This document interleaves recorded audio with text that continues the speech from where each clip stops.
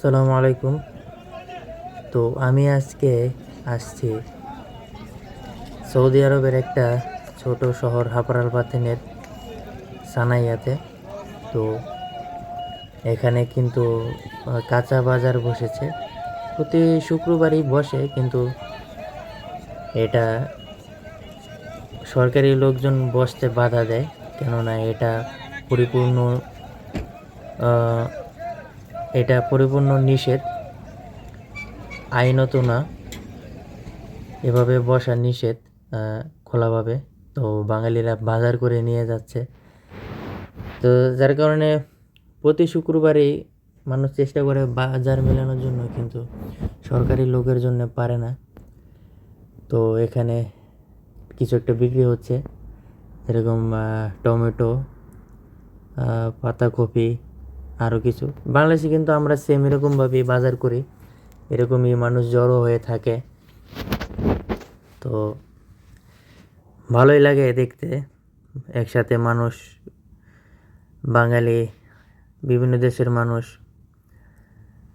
তো বাংলাদেশের মতোই সমাগম বাজার এবং বিভিন্ন দেশের মানুষ। দেখেন, এই যে এরা হয়তো পাগড়ি পরে আছে, এরা দুজন হয়তো পাঞ্জাবের, জানি না আসলে কোনানকার, তবে ইন্ডিয়ান। তো এখানে দেখেন কেউ একজন শীতের কাপড় বিক্রি করতেছে। তো এখানে কিন্তু বিভিন্ন মানুষ বিভিন্ন জিনিস নিয়ে আসছে গাড়িতে করে। কেউ কেউ খাবারের জিনিস, যেমন এখানে খেজুর কেজি হিসাবে বিক্রি করছে, জানি না কত করে কিলো।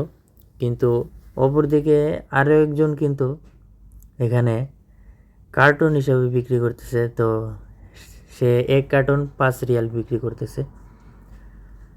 তো আমিও একটা, বিভিন্ন প্রকার আছে, আমিও একটা নিয়ে নিলাম এক কার্টুন শেষমেশে। খেজুর খেতে ভালোই। তো এখানে আরও একজন তার গাড়িতে করে পেঁয়াজ রসুন নিয়ে আসছে। তো আসলে এভাবে বাজার মেলানো, এটা আসলে সৌদি আরবের আইনে নেই, এটা নিষেধ। তো যার কারণে এরা প্রতি শুক্রবার এখানে বাজার মেলে না। কখনো কখনো দেখা যায় সরকারি লোক আসে না, সরকারি লোক গাড়ি নিয়ে তারা এখানে চেক দেওয়ার জন্য দাঁড়িয়ে থাকে, যে বাজার মিললে সেখানে বাধা প্রদান করার জন্য। তো আজকে তারা হয়তো আসে নাই। এখানে এই দেখেন, এক চাচা তার বড় একটা ট্রাকে করে পেঁয়াজ আলু নিয়ে আসছে। তো এরকম অনেক মানুষ অনেক কিছু নিয়ে আসছে বিক্রি করার জন্য। তো যে কথা বলতেছিলাম, তো আজকে হয়তো সরকারি লোক আসে নাই, যার কারণে বাজারটা মিলতে পেরেছে।